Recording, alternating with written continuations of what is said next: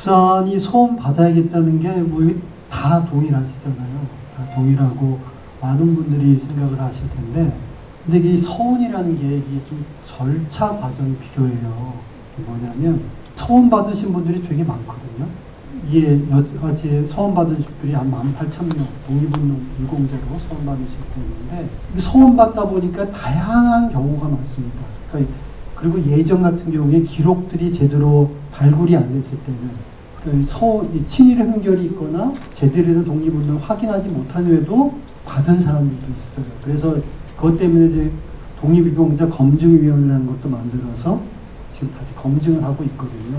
그리고 여러 가지 케이스가 너무 많습니다. 18,000명이 있다 보니까 나름대로. 그래서 이제 그 2000년대 이후에는 그 노무현 정권 이후에는 대충 원칙들이 좀 세워졌어요. 그 전에는 사실 사회주의 운동하신 분들은 못 받았는데 지금은 그 후에는 받거든요. 사회주의 운동을 하되 해방 이후까지는 상관없는데 해방 후에 뭐 국가보안법이라든지 아니면 북한과 관련된, 북한의 정권 수립과 관련된 행위를 하신 분들은 못 받아요. 사회주의자들도. 하지만 죽산은 해당이 안 되죠. 그래서 그런 건 문제가 없습니다. 그리고 대법원에서 진보당이 무죄 판결이 받았고 간첩사건, 뭐 진보당과 관련된 부분도 전혀 문제가 되지 않아요. 이제 그런 게 문제가 안 되는데, 어떤 부분이 문제가 있냐면 독립운동자 서건이라는 게 어떻게 있으면 과거에 친일을 하든 뭘 하든 간에 그 사람의 인생의 마지막에 독립운동을 했으면, 그래서 해방을 맞았으면 그 사람은 소원받을 수 있습니다.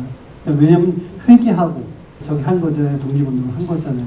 그게 받을 수 있는데, 반대로 그 이전에 독립운동을 많이 하고 했어도 일제 말기에 친일 흔결이 있으면 받지 못하거든요.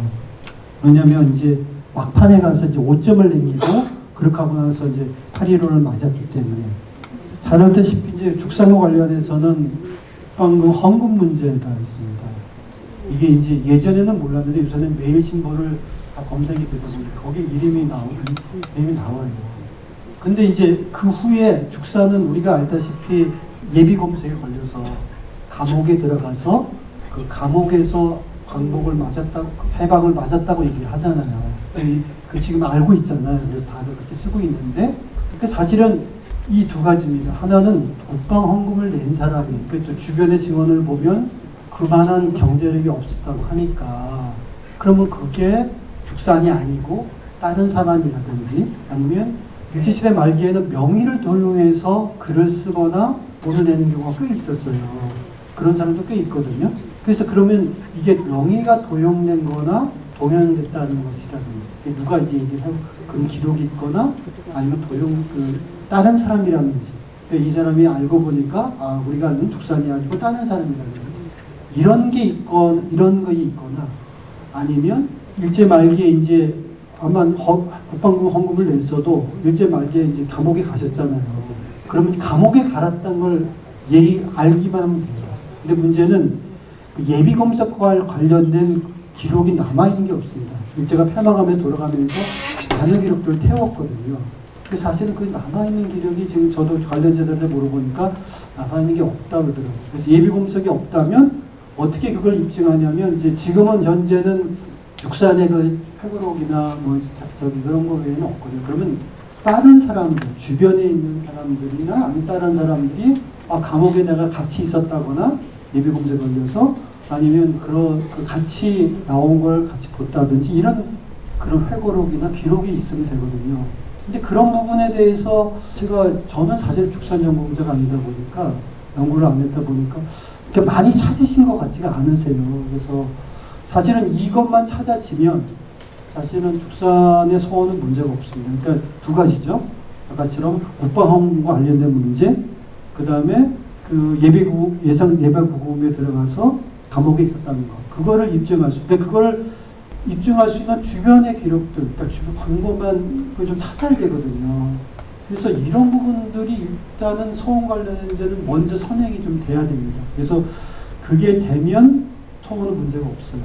근데 이제 그게 안 되면 절차가 있거든요. 그리고 소원 받을 때 워낙 소원 받은 그 저는 이제 직접 심사위원은 안 했지만, 이게 관련된 걸 보다 보면 자기 가족에서 기록을 만들어 옵니다. 자기 독립운동을 했다는 거. 그래서 가져온 사람들 의외로 많아요. 그런 것 때문에 축산만 특별하게 예외적으로 할 수도 없거든요. 그래서 그런 부분들에 대해서 그런 부분들은 좀 노력을 하셔야 될 것 같아요. 관계에서 기념사업회나 아니면 축산을 생각하시는 분들은 좀 그런 거 찾아서 하는 것들의 노력이 좀 선행이 돼야 되지 않을까 보여집니다.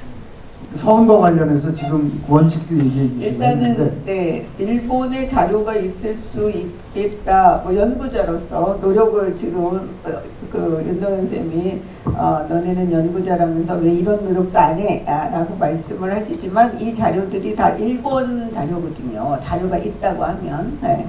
근데 일단 말씀하신 대로 일본은 미국처럼 자기 자료를 공개하지 않습니다.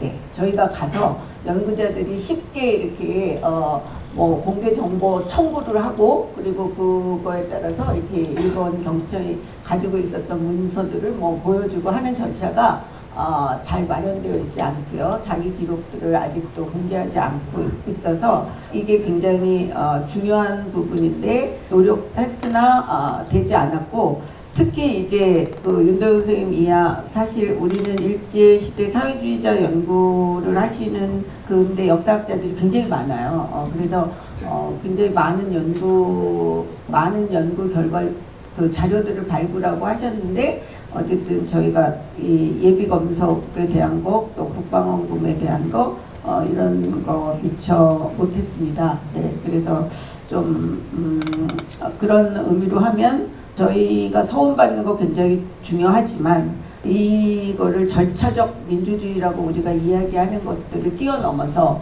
예외를 적용할 수는 없지 않을까 저도 생각하고 그런 절차라고 하는 것들을 제대로 밟고 그리고 그거 절차에 의해서 자료가 백업되지 않더라도 실제 지금 그 공적심사위원들이 또 결정을 하는 거거든요.